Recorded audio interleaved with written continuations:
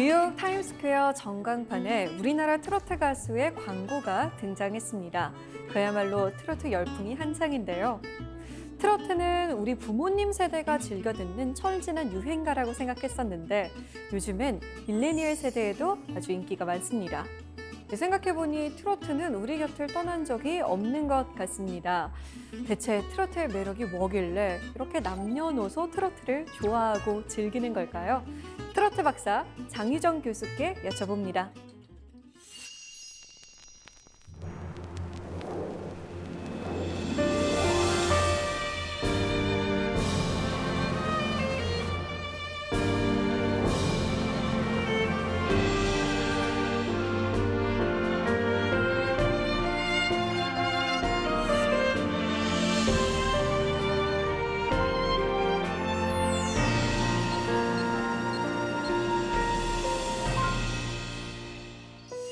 네, 안녕하세요. 안녕하세요. 네. 트로트 박사님이라고 하셔서 트로트를 잘 아시는 분이겠거니 했는데 트로트로 학위를 받으셨더라고요. 네, 굉장히 오래됐어요. 2004년이니까 15년 넘은 건가요?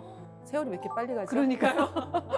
세월이 어떻게 가는지도 모르고 있었는데. 네. 2004년도에 일제강점기 대중가요 연구라고 해가지고요. 네네. 뭐 트로트뿐만 아니라 그 시대에 유행했던 노래들로 박사학위를 받았었어요. 네. 미래를 내다보신 것 같아요. 트로트는 사실 별로 안 좋아하는 사람도 있지만 그래도 그쵸. 한 번도 안 불러본 사람은 없거든요. 그렇죠. 네. 예. 근데 사실 저도 트로트를 좋아했던 사람은 아니었고요.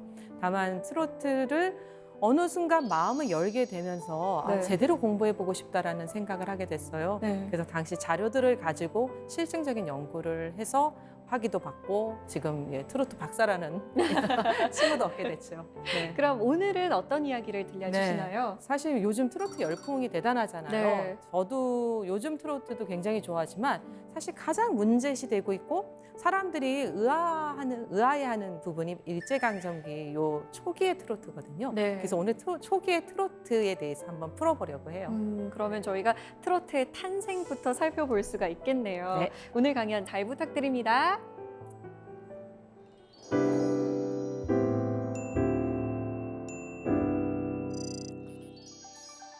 여러분 트로트 좋아하시나요? 요즘 트로트 열풍이 굉장하죠.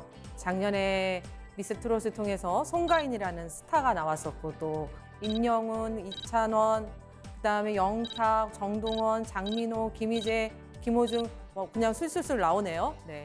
굉장히 많은 트로트 스타들이 지금 나와서 각종 프로그램에서 활약을 하고 있습니다. 그렇다면 여러분들 가장 초기의 트로트는 어떤 모습을 담고 있을까요?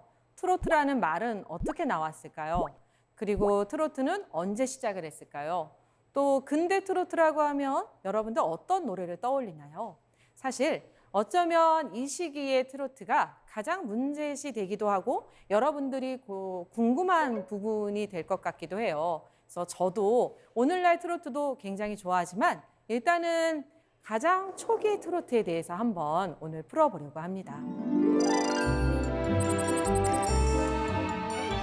저는 음악의 역사를 연구하는, 특히 대중음악의 역사를 연구하는 대중음악 사학자로 저를 소개합니다. 제가 2014년이었을 거예요. 시애틀 워싱턴 대학교에 연구년을 갔었는데요. 거기에 대중음악을 연구하시는 교수님께서 본인을 파퓰러 뮤직 히스토리안이라고 적더라고요. 그래서 거기서 보면서 맞다. 저거구나. 그래서 아마 국내에서는 제가 음악사학자라는 말을 처음 썼을 것 같은데요. 저는 이제 저를 대중음악사학자, 음악사학자로 정체성을 규정을 하고 있습니다. 그런데요, 여러분들 우리가 트로트를 살펴보기에 앞서서 음악의 본질이 뭘까요? 그러니까 여러분들 음악 왜 들으세요? 아나운서께서는 언제 음악 들으세요? 아무래도 퇴근하고 나서 집에 갔을 때 많이 듣는 것 같아요. 지쳤을 때? 그때 가장 많이 들어요. 그렇죠. 저도 그렇고 여러분도 그렇고 음악을 머리로 분석하기 위해서 듣는 사람은 별로 없을 것 같아요. 오히려 마음에 와닿기 때문에 사실은 위로받기 위해서 음악을 듣지 않나요? 어쩌면 음악의 본질은 위로라는 생각을 하게 됩니다. 따라서 갈래가 중요하다기보다는 노래 자체가 중요한 거고요. 또 기교가 중요한 것이 아니라 얼마나 진심을 담았냐가 중요할까라는 생각을 해요. 그렇다면 사실 트로트라는 갈래가 문제가 되지는 않을 겁니다. 그럼에도 불구하고 우리가 한번 트로트에 대해서 보려고 하는데요.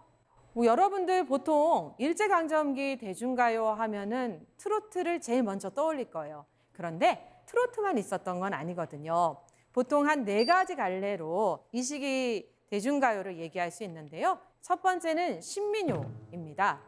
신민요는 말 그대로 새로운 민요라는 뜻이에요. 그래서 전통가요를 대중가요화한 노래라고 얘기를 할 수 있는데요.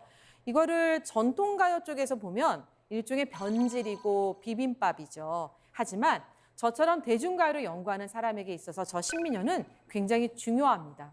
왜냐하면 여태까지 모든 대중가요를 이식과 단절로 이야기를 했다면 저 신민요는 자생적인 대중가요이기 때문에 또 중요하다라고 얘기를 할 수 있는데요. 전통적인 후렴구를 차용한다든지 또는 전통 악기를 차용한다든지 다양한 방식으로 전통의 여러 가지 모습을 가지고 대중가요로 만든 것이 신민요예요. 그럼 어떤 노래가 있을까요? 여러분들 아리랑 아리랑 아라리요 이거 그냥 민요라고 생각을 하시잖아요. 사실은 가장 초창기에 나왔었던 정말 인기를 많이 얻었던 신민요라고 얘기할 수 있어요. 그럼 민요랑 신민요는 어떻게 다를까요? 일단 민요는 공동 창작이에요. 작사자가 누군지 작곡자가 누군지 우리 알 수 없어요. 그런데 신민요는요. 작사자나 작곡자가 있죠. 그럼 제가 아까 방금 불렀던 그리고 우리 민족의 노래로 알려져 있는 이 1926년에 나왔던 아리랑은요. 바로 영화감독 나훈규 씨가 작사한 작품이에요. 여러분들 저기 보시면 영화 소곡집이라고 1931년의 노래책에 나훈규 씨의 작품이라고 써 있거든요. 그래서 저것만 보더라도 이 노래가 신민요로 시작을 했구나. 다만 너무나 많은 사람들이 이제는 그냥 우리 민족의 또 민요로 알려져 있는 노래고 저 아리랑도 그냥 나온 것은 아니고 기존에 있었던 민요에서 차용을 한 거기 때문에 우리가 신민요다라고 얘기를 할 수 있는 거죠. 그 다음에 갈래를 한번 볼까요? 재즈송이라고 있었습니다. 이거는 본격적인 의미의 재즈뿐만이 아니라 서양 대중음악의 영향으로 출현했던 재즈, 팝, 라틴 음악 등을 두루 지칭하는 용어였는데요.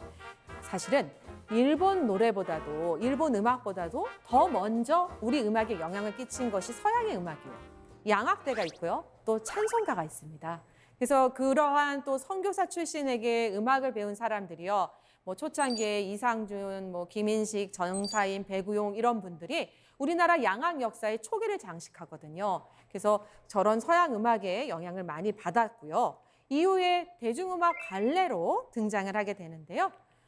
제가 소개해드릴 것은 저분이 누군지 혹시 아시겠나요? 최승희라고 우리나라 최초의 한류 스타라고도 얘기를 하기도 해요. 저분이 우리나라 고전 무용을 현대화해서 전 세계에 알렸던 그런 분이기도 합니다.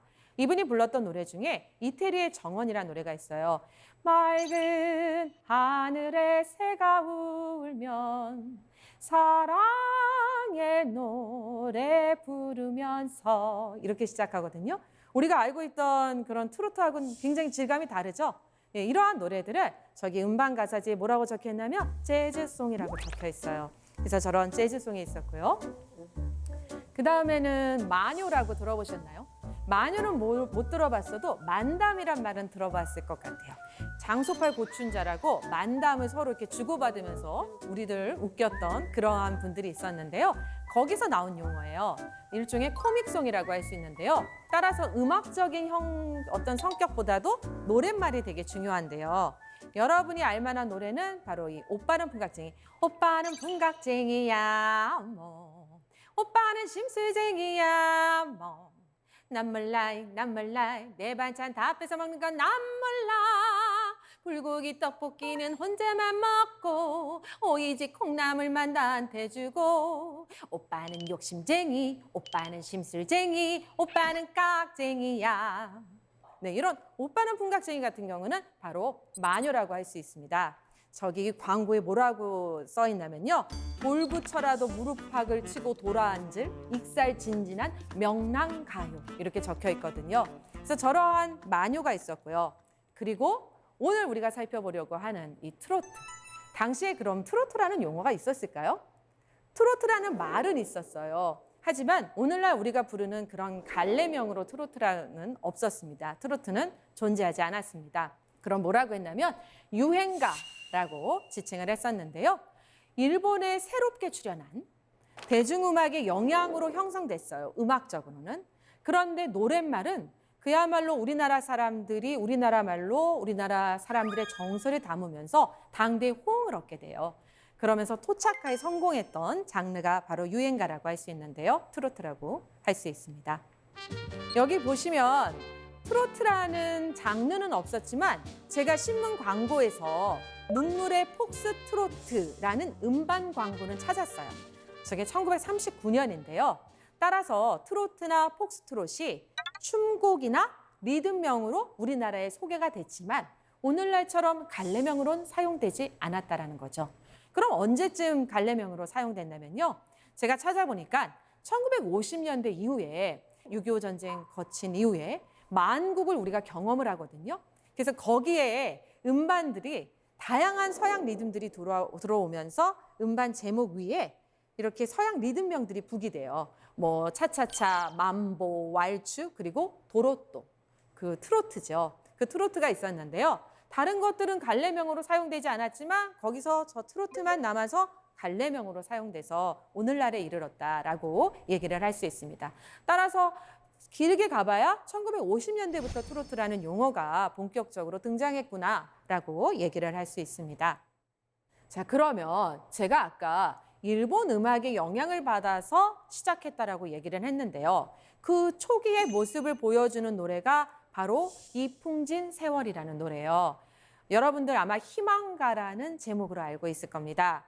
이풍진 세상을 만났으니 너의 희망이 무엇이냐, 이 노래거든요. 근데 저게요 1920년대 초반에 우리나라에 소개돼요. 그리고 희망가, 탕자 자탄가, 탕자 경계가, 청년 경계가 이렇게 다양한 이름으로 불렸습니다. 그런데 이 노래의 원곡은 일본 노래예요. 일본 노래 중에 마시로키 후지노의 시치리가 하마노 아이카라는 제목으로 불렸던 노래인데요. 이 노래가 1890년대에 일본에서는 일종의 창가로 유통이 됐었고요. 그리고 1910년대에 어떤 일이 있었냐면 일본 쯔시 지역에 중학생이 탄 배가 전복을 한 거예요. 그래서 그 학생들을 애도하고 위로하는 차원에서 그 근처 여학교 선생님이 노래를 만들어서 애도가로 불렀었는데 그 노래가 굉장한 인기를 얻습니다. 그리고 우리나라에 들어와서 저렇게 또 다양한 큰 인기를 얻게 되는데요. 그런데 더 중요한 건 그때부터 들어왔을 때부터 우리나라 것과 접목이 일어나요. 어떤 식으로 일어나냐면 누가 노래를 불렀을까요? 저런 노래를 처음 해요. 바로 기생 출신의 가수들이 불러요. 뭐 박채선, 이류색 이런 분들이 부르는데요. 완전 민요창법으로 부릅니다. 게다가 서양이나 일본 노래는 목가춤 마디로 이루어져 있는데요. 여기 이풍진 세월 부를 때는 이풍진 세상을 만났으니 해가지고 가춤 마디로 불러요. 즉 우리식으로 약간 변형해서 부르게 된 것을 확인할 수 있는 거죠. 세상을 만났으니 나의 희망이 무엇인가 무기하여 하늘 노렸으며 희망이 무엇인가. 그런데 여기서 끝이 아닙니다. 방금 여러분에게 제가 이풍진 세월의 원곡이 일본 노래다라고 말씀을 드렸는데요. 사실 그 일본 노래의 원곡이 또 있어요. 뭐냐면요. When We Arrive at Home이라는 미국 찬송가가 바로 그 노래의 원곡입니다.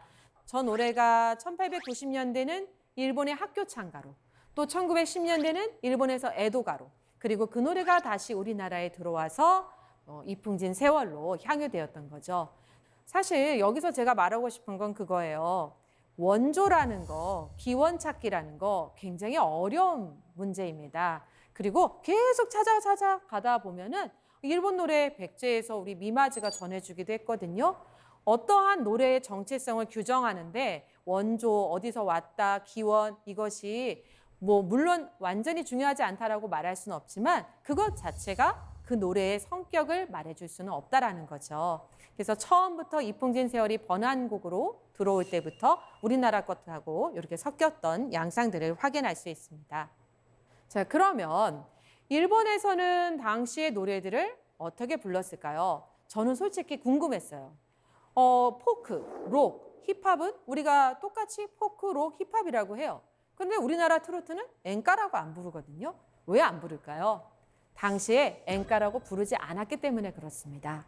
당시에 그들은 그러한 신식의 노래를요, 류꼬까 또는 가요꼬꾸라고 했고요. 우리나라는 또 그러한 노래들을 유행가와 가요곡이라고 불렀었습니다. 그래서 비슷한 시기에 신식의 노래로 만들어져서 각자 다른 역사를 가지고 오늘날에 이르게 된 거거든요. 자, 그러면 초기 유행가에 한번 트로트의 특징을 보도록 하죠. 일단 우리는 보통 초기 유행가라고 하면은 음악적으로는 오음계를 쓴다라는 거, 단조라는 거, 이박자라는 거 이런 얘기들을 하는데요. 이 오음계가요, 꼭 유행가 트로트에만 있었던 건 아니라는 거죠. 서양의 민속 노래 속에도 민요 중에도 오음계로 이루어진 것들이 많았고요. 우리는 궁상각주 또 오음계로 이루어졌기 때문에 오음계로 만들어진 노래들이 초기에 들어와서 우리나라 노래들하고 가장 잘 조화를 이루었고 우리나라 사람들에게도 좀 쉽게 다가갈 수 있었어요. 동해물과 백두산이 마르고 닳도록 그 올드랭사인에다가 얹어서 불렀었거든요. 그것도 오음계로 이루어진 대표적인 노래라고 할 수 있죠. 저기 나와 있는 저 악보는요, 최신 창가집이라고 1914년에 독립운동가들이 독립운동을 위해서 학교를 만들었을 때 거기에 들어가 있던 그 악보이기도 합니다. 그래서 단조, 이박자, 오음계 이렇게 중요한 음악적 특징을 지니고 있음에도 불구하고 근데 처음에는 삼박자로 노래를 부른 양상들을 찾아낼 수가 있습니다. 그 대표적인 예가 바로 여러분들 황성예터라고 알고 있는 그 노래예요. 이 노래의 원 제목은요, 자취적, 흔적적을 써서 황성의 적이었어요. 근데 사람들이 첫 소절을 가지고 자꾸 황성예터 하니까 지금은 황성예터로 알려져 있는 노래이기도 합니다. 저 노래를 이에리스라는 가수가 불렀는데 이 노래가 왜 중요하냐면요, 조선 유행가의 시대를 열었던 노래이기 때문에 중요하다라고 얘기를 할 수 있는데요. 황성예터의 밤이 되니 월생만 고요해. 이렇게 삼박자로 이렇게 장단이 만들어지잖아요. 그래서 처음에 이러한 조선 유행가가 시작됐을 때 삼박자 계열의 음악들이 등장을 하면서 우리나라 사람들에게 좀 더 친숙하게 다가올 수 있었다라고 볼 수 있는 거죠. 그다음에 이 노래를 얘기하는 데 있어서 중요하게 언급할 분이 바로 이기세라는 분입니다. 이기세라는 분은 빅타 음반회사의 문예부장으로 있었어요. 그런데 사실 1920년대 말에 조선 유행가를 한번 냈었대요.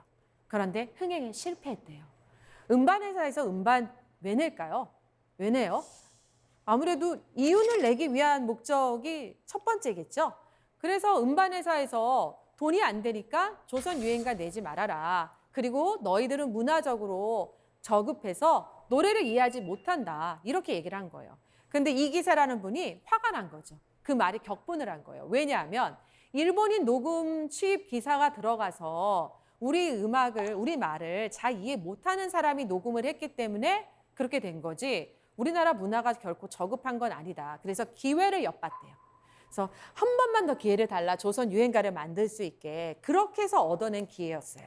그래서 이미 많은 사람들에게 인기를 얻고 있었던 황성의 적 그리고 그 노래를 불렀던 이에리스라는 가수를 결혼식 피로연에서 보고 픽업을 합니다. 그래서 어떻게 보면 이미 검증된 그러한 가수였다라고 얘기를 할 수 있고요. 그래서 이에리스가 부른 황성의 적이 1932년에 음반으로 나왔는데 그야말로 속된 말로 대박이 난 거죠. 그러면서 그때부터 조선인 가수, 작사자, 작곡자가 대거 등장을 합니다. 그렇기 때문에 우리나라 대중음악 역사에서 이에리스는 굉장히 중요한 분임에도 불구하고 잠시 잊혔던 그런 분이기도 하죠. 성성리통에 밤이 되니 월생만 거여해 희롱에서는 세포를 mod어여 주노나. 많은 사람들이 저 황성 예터를 들으면 이미 망해버린 어떤 고국에 대해서 굉장히 많은 사람들이 생각을 했을 거예요. 그래서 저 노래를 부를 때는 다들 막 발을 동동 구르고 눈물을 흘리면서 같이 불렀대요. 눈물은요, 여러분들 웃음과 마찬가지로 눈물도 위로가 돼요. 그런데 눈물이라는 것이 보편적인 감수성을 통해서 눈물의 공동체를 만들어줘요. 나 혼자 슬픈 게 아니구나, 나 혼자 아픈 게 아니구나, 너도 아프고 쟤도 아프고 우리 다 같이 아프구나. 그게 때로는 위로가 되거든요. 아마 황성 예터를 들으면서 저게 황성이 우리나라야 라고 뭐 서로 너 어떻게 생각해 얘기는 안 했겠지만 아마 저 노래를 따라 부르는 모든 사람들이 우리나라 고국을 생각하지 않았을까. 그렇게 울면서 눈물의 공동체를 형성한 것이 아닌가. 그래서 오늘날까지도 많은 사람들이 부르는 것이 아닐까라는 생각을 하게 됩니다. 또 마찬가지로 우리가 얘기해 볼 수 있는 노래가 타향. 원래는 타향이란 제목으로 음반에 나왔었는데요. 또 이것도 첫 소절을 따라서 타향사리가 돼가지고 지금은 타향사리로 알려져 있는 노래인데요. 금능인이 작사하고 손목인이 작곡해서 고복수라는 가수가 1934년에 불렀던 노래가 있어요. 사실 당시는 모두 타향살이였죠. 자이든 자이가 아니든 고향을 떠나서 고국을 떠나서 타지로 타국으로 떠돌아야 하는 사람들에게 저 노래는 굉장히 많은 위로가 됐었는데요. 저기 보시는 분이 바로 고복수라는 가수예요. 이분은 오늘날로 치면 뭐 슈퍼스타 K나 미스터 트롯 출신이라고 얘기를 할 수 있어요. 전국에서 노래 자랑을 했었고 거기서 경남 대표로 뽑혀서 최종 2위에 올라서 가수가 되셨던 그런 분인데요. 저 타향살이를 통해서 굉장히 많은 인기를 얻었습니다. 제가 처음에 위로가 중요하다라는 얘기를 했었잖아요. 당시 사람들이 막 펠레터를 쓴 거를 보면 그런 얘기가 나와요. 내가 사실 죽고 싶었는데 당신 노래 듣고 살 힘을 얻었다. 이런 펠레터가 있었고요. 그리고 오늘날과 또 어떻게 보면 비슷한 측면이 있겠지만 그냥 우리나라에서만 공연을 한 게 아니라요. 간도, 용정, 만주로 돌면서 우리나라 사람이 있는 곳에는 어디든 가서 공연을 했었거든요. 그래서 용정 지방에 가서 고복수 씨가 공연을 하는데요. 공연 끝나고 여인이 찾아왔더래요. 찾아와서 흰 한복을 입은 여인이 울면서 사실은 본인이 경상도 사람인데 한 사내를 따라서 여기 용정까지 왔다가 고복수 당신이 부르는 노래를 듣고 너무나 내 마음 같아서 위로를 받았다. 정말 고맙다. 그러면서 펑펑 울었다라는 일화를 고복수 당신이 직접 얘기해 준 적도 있었습니다. 오늘 저 노래를 저게 총 4절인데요. 제가 1절, 2절, 4절을 불러드리도록 하겠습니다.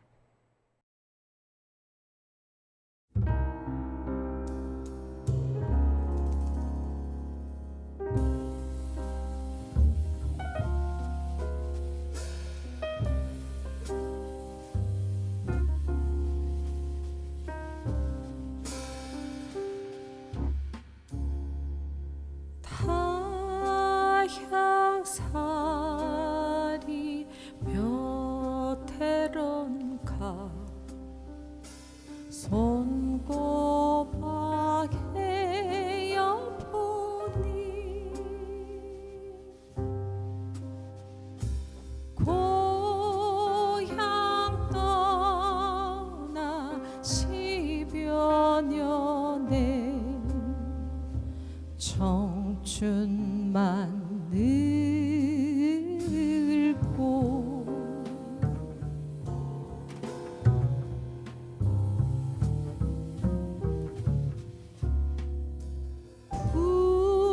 부평 같은 내 신세가 혼자도 기막혀서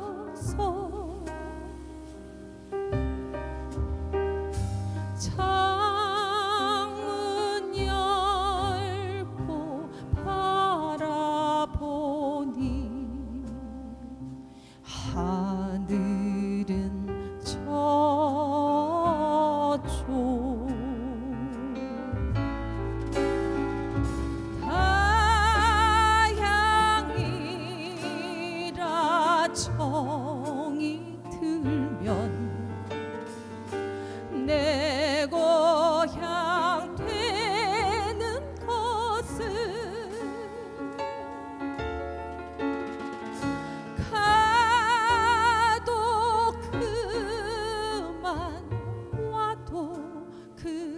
만 언제나 타야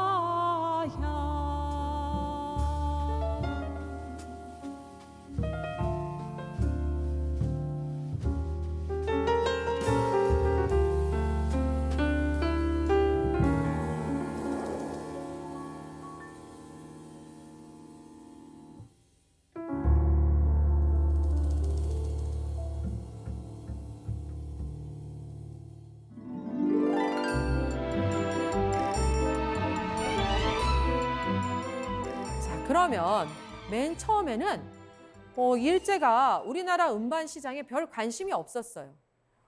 너희들 뭐 문화 수준도 낮고 뭐 음반으로 뭐가 되겠어? 이렇게 조금 무시하는 감정도 있었던 것 같아요.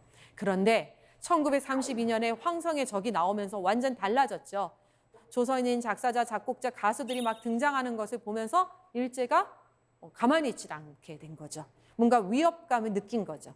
그래서 음반 검열을 시작합니다. 그게 1933년 6월부터였어요.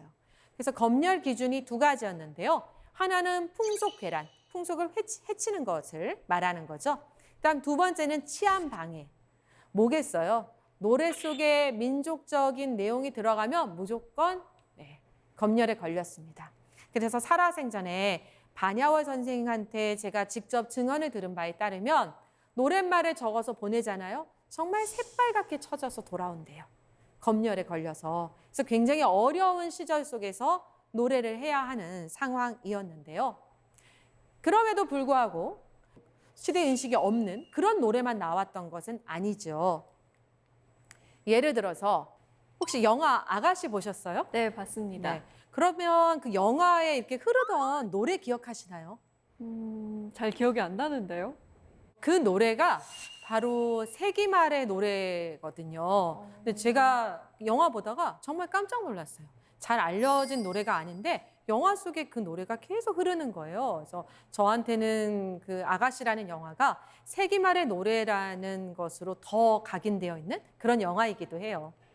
심지어 이제 김태리 목소리로도 우리가 조금 들어볼 수 있는 그런 노래입니다. 그러면 세기말의 노래를 잠깐 먼저 들어볼까요? 물밀들로 한머리를 돌고 검은 고의 여름에 일만 소름 푸른 궁상 아래 그든지 만나여라 시들 봐라 검은 고야 내 사랑 검은 거 가다로운 이 거리가 언제나 밝아지려 하는가 세기말의 노래를 들어보셨는데요. 1932년, 즉 1933년 검열 이전에 나왔기 때문에 저 노래 속에서 우리가 어떤 시대인식 또는 소극적 저항 이런 것들을 살펴볼 수가 있거든요. 노래 가사에 보면은 검은고에 거미줄이 낍니다. 근데 검은고는 우리나라를 상징하잖아요. 그리고 까마귀가 우짖고 구준비가 날이죠. 어떤 시대 인식을 그대로 반영을 하고 있고요. 마지막 3절에 가면은 그런 얘기가 나와요. 청산벽계의 저문 날을 찾아 목탁을 울리면서 아마 노래 속의 화자가 스님이 된 것 같아요. 그런데 어버이들 무덤 앞에 가서 무릎 꿇고 비는 모습이 나오거든요. 그러니까 잘못됐다라는 거죠. 그러니까 조상들에게 잘못됐다라고 비는 건 내가 이 나라를 지키지 못했다라는 것을 사죄한다라고도 볼 수 있기 때문에 여기서 막 대놓고 무슨 일제 뭐 이런 얘기는 나오지 않았지만 노래를 통해서 우리가 어떤 당시의 시대 인식이라든지 소극적 저항의 모습이라든지 그런 것들을 볼 수가 있는 거죠. 그러면 당시에 이런 것들이 왜 가능했는가? 네, 여기 대표적인 작사가 두 분이 나와 있는데요. 박영호, 조명암 씨입니다. 아마 일제강점기에 나왔던 수없이 많은 노래들의 거의 한 3분의 2를 이 두 분이 작사했다라고 해도 과언이 아닌데요. 당시에는 문학적인 형상화가 뛰어난 노랫말들이 많이 등장했어요. 왜냐하면 작사가들 대부분이 문인 출신들이 많았습니다. 예를 들어서 박영호 씨는 극작가 출신이었고요. 아까 잠깐 불러드렸던 오빠는 풍각쟁이의 작사가이기도 해요. 그리고 조명암 씨는 시인이면서 또 마찬가지로 극작가였기 때문에 어떤 문학적인 형상화를 보여주는 그러한 노랫말들이 이 시기에 많이 등장을 합니다. 그래서 검열이 강해지고 어떤 억압, 표현의 자유에 대한 억압이 있을 때 우리는 보통 어떻게 되냐면 풍자로 가던가 다른 상징으로, 비유로 이렇게 방향을 선회하는 경우가 많은데요. 이 시기 노랫말 속에서도 그러한 모습을 찾을 수가 있습니다. 그 대표적인 노래 한 곡을 더 보려고 해요. 바로 목포의 눈물입니다. 목포의 눈물은 보통 목포의 노래이면서 또 민족의 노래로 알려져 있는데요. 이 노래가 향토 찬가를 모으는 그런 공모전에서 당선됐었던 노래예요. 그래서 재밌는 건 음반 가사지를 보면요. 지방 신민요라고 적혀 있어요. 그런데 음악적으로는 그야말로 단조, 이박자, 오음계의 전형적인 초기 트로트의 음악적 형식을 보여주는데 저걸 지방 신민요라고 적었다라는 거죠.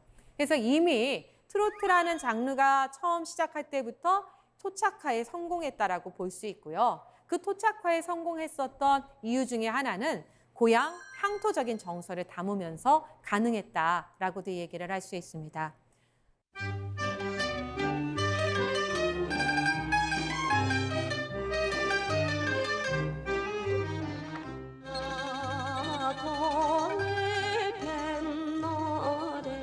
(1930년대) 가요계의 여왕으로 혜성처럼 등장한 이난영. 조선일보가 주최한 향토가사 공모에서 입선된 문일석의 작품에 손목인이 곡을 붙인 이난영의 목포의 눈물은 신드롬을 일으키며 큰 흥행을 거두는데 식민지 시대 전 국민의 신금을 울린 이 노래는 나라 잃은 백성들의 울분과 서름을 달래줬다.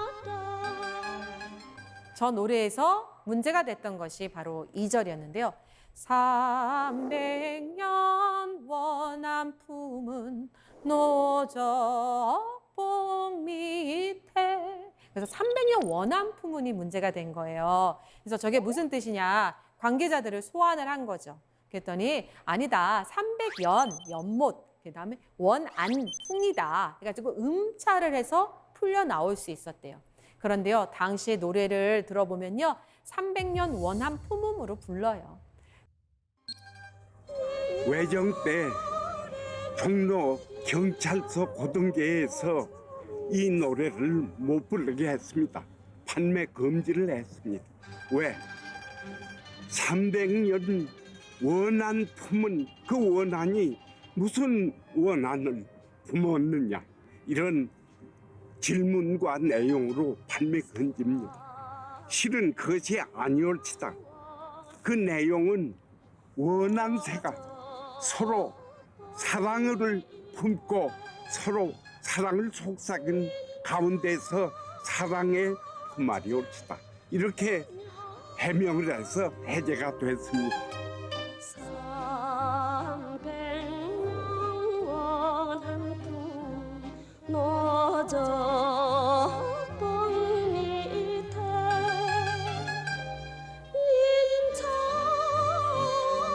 님자체 완연하다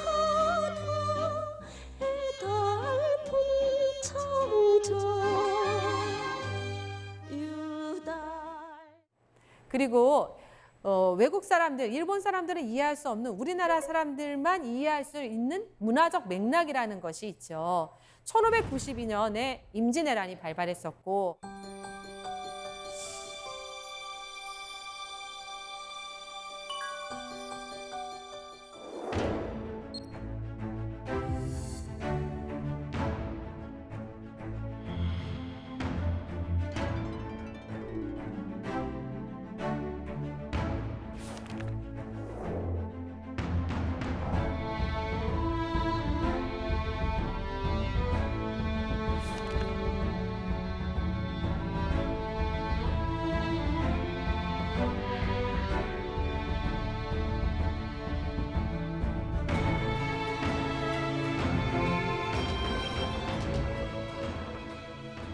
그 임진왜란 때 노적봉을 굴량미로 속여서 싸우지 않고도 이겼다는 그러한 이야기가 저 노래하고 자연스럽게 중첩이 되는 거죠.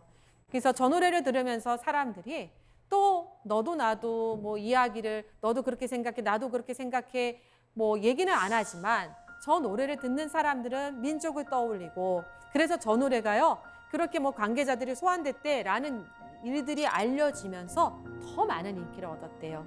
그래서 오늘날까지도 민족의 노래로 그렇게 알려져 있는 대표적인 노래라고 볼 수 있습니다. 자, 그러면 초기의 트로트를 다시 한번 음악적으로 정리를 해보면요.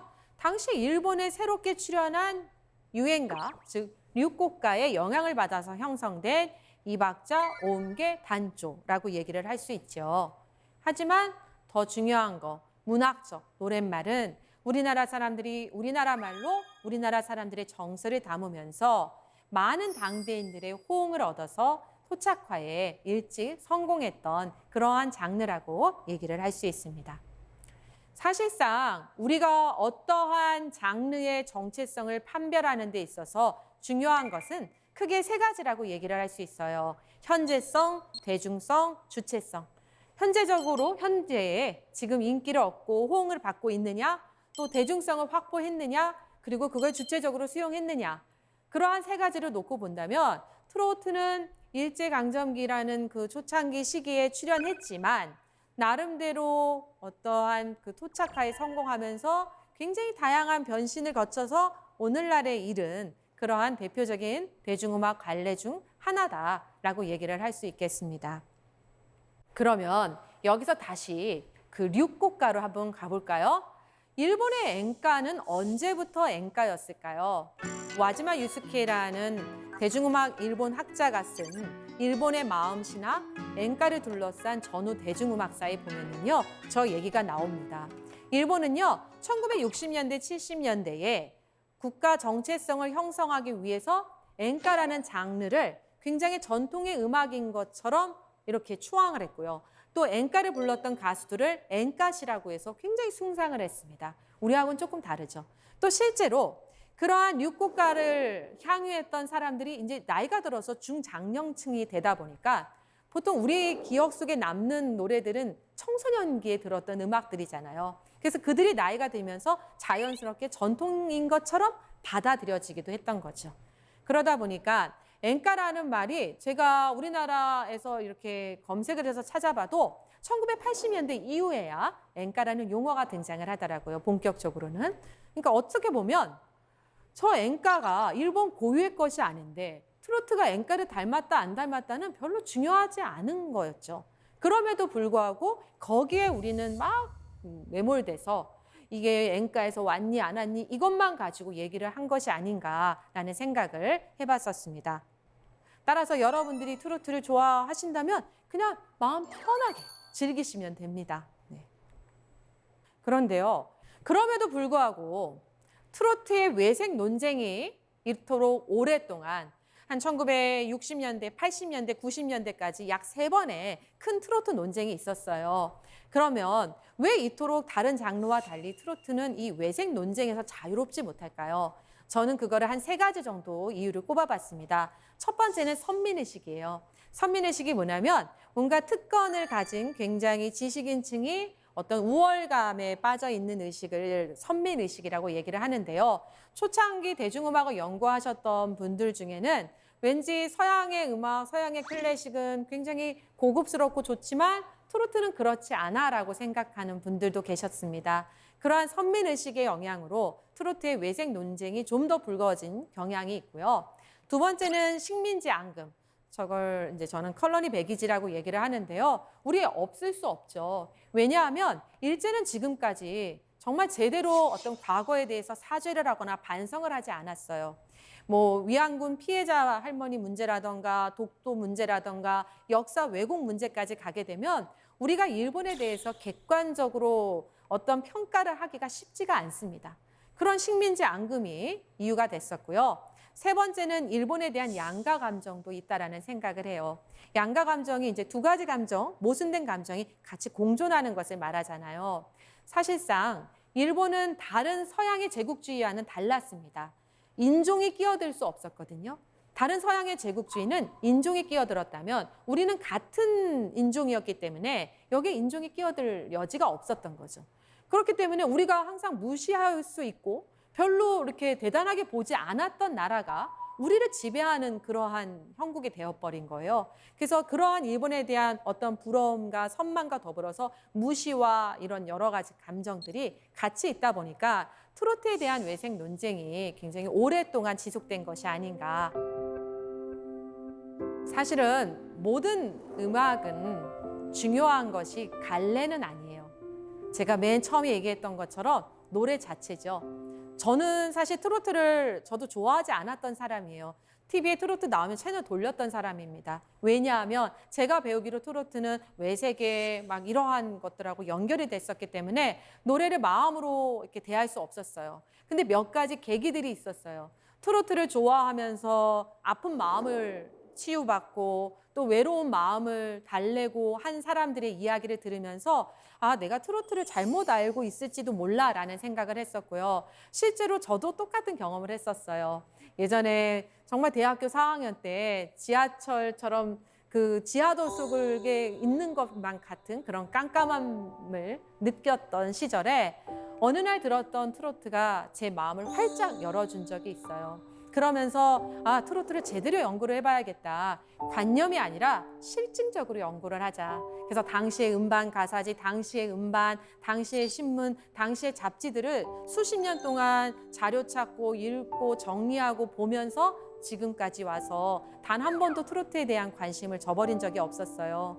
그 퀸시 존스가 나왔던 퀸시 존스의 다큐멘터리 영화가 있는데 거기에서 레이 찰스가 저런 말을 합니다. 모든 음악마다 영혼이 있어. 어떤 스타일인가는 중요하지 않아. 음악을 진심으로 대한다면. 중요한 건 내가 그 속에 얼마나 진심을 담았나이지 거기에 어떤 갈래, 기원 이런 것이 중요하지는 않을 거예요. 네. 여러분들 트로트 좋아하시나요? 그렇다면 머리로 밀어내지 마시고요. 그냥 머리든 마음이든 좋아하십시오. 왜냐하면 어떤 음악이 내 가슴에 온다라는 걸 저는 기적이라고 생각해요. 어떤 음악이 내 마음에 와닿아서 내가 기쁘고 슬프고 즐겁고 눈물 흘리고 웃고 하는 이 모든 것들이 내가 사람이라는 것을 느끼게 해주는 거고 그것 자체가 기적이 아닐까라는 생각을 하거든요. 그 기적을 그냥 받아들이십시오. 네, 지금까지 대중음악사학자 장유정이었습니다.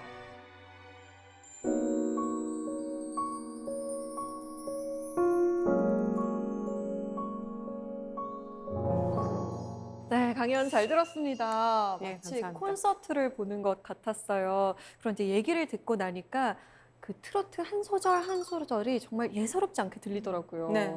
사실 트로트의 어떤 힘이라고 얘기할 수 있을 것 같은데요. 저는 그 트로트의 가장 큰 힘은 이 생명력은 변신의 귀재에 있다라고 생각을 하거든요. 정말 그 초기의 모습 그대로 있었던 것이 아니고 계속 변해왔어요. 그 시대에 적응을 하고 변하고 그러면서 그 시대 사람들과 공감을 하고 그러한 것들이 어떤 트로트의 힘이 아닐까. 그래서 거기만의 트로트만 가지고 있는 어떤 진정성 이런 것들이 되게 중요하다는 생각을 해요. 네. 자, 4세계 공동체 여러분께서 질문을 미리 보내주셨는데요. 함께 볼까요? 먼저 이상은님의 질문입니다. 안녕하세요, 교수님. 한창 트로트가 유행인데 지금 사랑받고 있는 이 트로트가 잠깐의 유행에 지나지 않고 지속적으로 사랑을 받으려면 어떤 노력들이 필요하다고 생각하시나요? 이 트로트가 지속적으로 쭉 사랑을 받으려면 어떻게 해야 할까요? 사실 근데 우리가 무언가를 막 이 예술로 만들고 그래서 막 대접을 해주고 숭상을 하게 되면 생명력이 떨어지더라고요. 트로트가 이렇게 질긴 생명력으로 버틴 건 어쩌면 그냥 방치해둬서 그런 것이 아닌가라는 생각을 하거든요. 다만 우리가 그냥 즐기면 되되 이 트로트가 지금처럼 굉장히 다양한 삶의 이야기들을 진정성 있게 담아낸다면 누군가에게는 그 가슴에 와닿지 않을까라는 생각을 해요. 트로트에서는 인생도 얘기할 수 있고 우정도 이야기할 수 있고 정말 이 세상 많은 것들을 트로트의 노랫말 속에도 담아낼 수가 있기 때문에 네. 그런 점에 있어서 트로트는 굉장히 강점이라는 생각을 들고요. 따라서 이거를 뭐 유지해야 한다기보다는 지금 유지되는 동안 같이 즐기고 같이 향유하면 되지 않을까라는 생각을 합니다. 네. 자, 다음 질문 받아보겠습니다. 네, 이번엔 김지원님의 질문입니다. 제가 K-팝도 좋아하고 트로트도 좋아하는데요. 요즘은 방탄소년단이 세계적으로 유명한데 트로트도 전 세계적으로 유명해질 수 있을까요? 사실 트로트는 우리 민족이 굉장히 즐긴다라고 생각이 들어서 세계적으로 유행이 가능할까라는 생각이 드는데 교수님의 생각은 어떠세요? 솔직히 트로트가 저도 우리나라 것만이라고 생각을 했는데요. 제가 이제 다른 나라 민속 노래라던가 또 다른 나라의 이야기를 들어보고 노래를 들어보면 네. 되게 통하는 지점들이 있더라고요. 그리고 요즘 트로트 같은 경우는 현지 지난번 베트남에 가서도 공연을 하는 영상을 본 적도 있고요. 또 랜선 공연을 통해서 전 세계 사람들이 트로트를 향유하는 그런 모습도 봤는데요. 네. 얼마든지 트로트가 영향력이 있겠구나라는 생각을 했어요. 그래서 근데 그거는 우리가 이렇게 해야겠다 말아야겠다라는 건 아니고 결국 대중음악에서 가장 중요한 건 대중이거든요. 그래서 대중들이 그거를 받아들일 것인가 받아들이지 않을 것인가는 우리가 그 무엇으로도 이렇게 좀 미리 재단하거나 예측하기가 좀 어렵지 않을까. 네. 다만 현 시점에서 여러 가지 정황들을 보건대 얼마든지 트로트의 세계화가 가능하겠다라는 결론을 내리기는 했습니다. 네. 트로트의 세계화도 한번 기대해 보겠습니다. 오늘 강연 정말 재밌게 잘 들었습니다. 콘서트 같은 강연 감사드립니다. 고맙습니다. 감사합니다.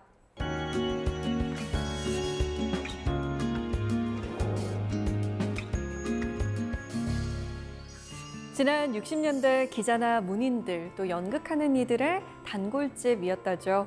광화문 목로주점 대머리집의 외상장부가 공개된 적이 있습니다. 뚜렷한 직장이 없거나 미수금이 있어도 외상을 내어주던 인심이 장부에 고스란히 적혀 있는데요.